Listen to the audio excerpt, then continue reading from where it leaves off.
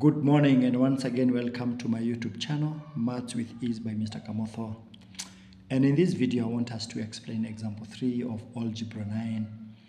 And we are told to solve the simultaneous equations x plus y is equals to 4 and x squared plus 2xy is equals to 2. And it goes without saying that we have equation 1 here, we may name it equation 1 there, and we have equation 2 here. And we have just understood that the best way to solve these two equations algebraically is by the use of substitution method. Meaning what? We can express any of these variable in terms of the other. For example, we could have x plus y is equals to 4.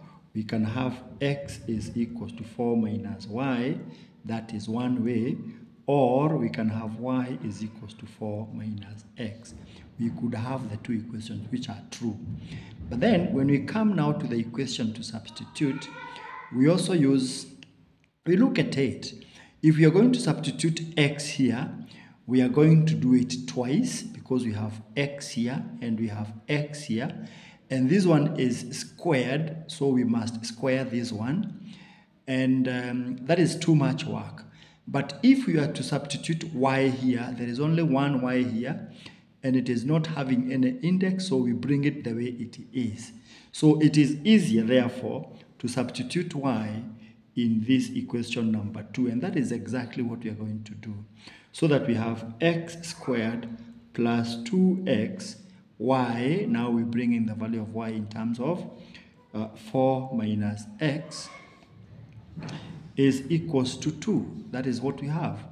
Now our duty is only to open up the brackets, and we are going to have x squared plus 8x minus 2x squared is equals to 2. And that is where we are. If you look at this equation, it is going to be a quadratic equation. By all means, we must be able to write it in terms of ax squared plus bx plus c is equals to 0. This is the general format of any quadratic equation. And it goes without saying, I would not want to work with a coefficient of x squared. That means the value, the a being a negative number. I would want to work with it when it is positive. And it is always easier to work with a when it is positive. So I would want to bring everything now to the right and have 2x squared minus 8x. 8x will also come this other side and change the sign. And 2x squared minus x squared. This one will have to cross over. Plus 2 is equals to 0. Remember, 2 as a constant is not crossing the equal sign. And the reason why when a term crosses over the equal sign, it changes its sign. I always say that if we are talking about negative 2x squared, it goes to the other side over the equal sign. I always compare this one as getting married across a certain river, which is this one. When this gets married across this river, it just drops its name and pick somebody else's name. Like we could have Miss changing into Mrs. And that changing into Mrs. is actually what I term to be the change of the sign. So 2x squared minus x squared is x squared minus 8x plus 2 is basically equals to 0. There are some cases, just like this one, that you will not find terms. When you multiply, they will give you a 2, and when you add them, they will give you a negative 8. They're going to be very, very difficult to find. They are there, yes, but of course, very, very difficult to find because there will not be whole numbers. So in such a scenario, it is easy to just directly go to the use of the quadratic formula. And how do we go about quadratic formula? We know x is equals to minus b plus or minus the root of b squared minus 4ac everything over 2a. And in this case, we know our a is 1, our b is minus 8, and our c is 2. So we simply substitute and get our x to be equals to minus 8, which is positive 8, plus or minus 8 squared minus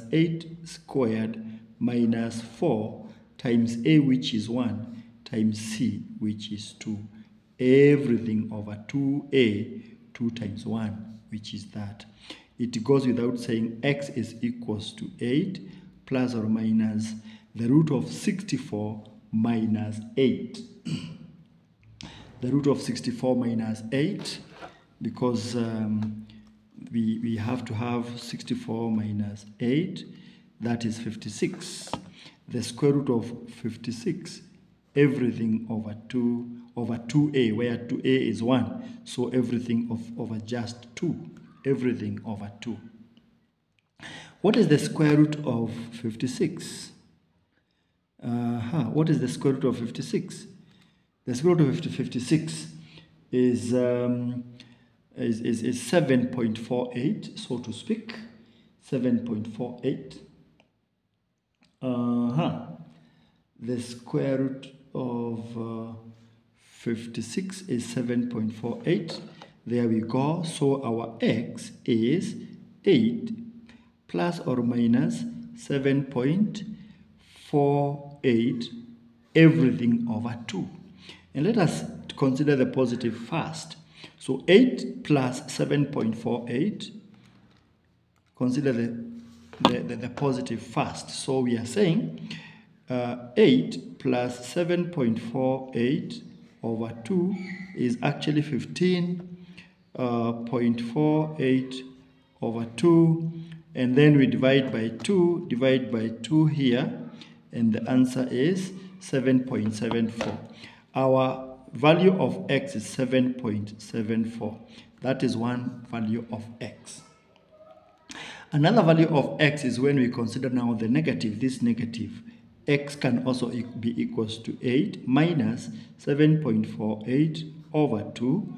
Let's just talk about it. 8 minus 7.48 is equals to negative 0.52, which not negative but positive 0.52 over 2. When we divide this one by 2, we are going to get 0.26 or 258 thereabout, 0.26, so to speak. Now we have specific values of x. What we need is the value of y, and of course we can see from the equation we have the values of x. Let's put our solutions here. The value of x is 0.26.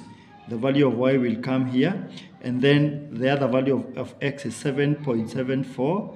The other value of y will come here. So when x is 0.26, y is 4 minus, y is equals to 4 minus 0.26. And let us have that. Let us 4 minus 0.26. You have 3.74. The value of y now is 3.74. So when x is 0.26, the value of y is 3.74. When x is 7.74, let us see, the value of y is 4 minus 7.74, 7.74, which is easily negative 3.74. So negative 3.74.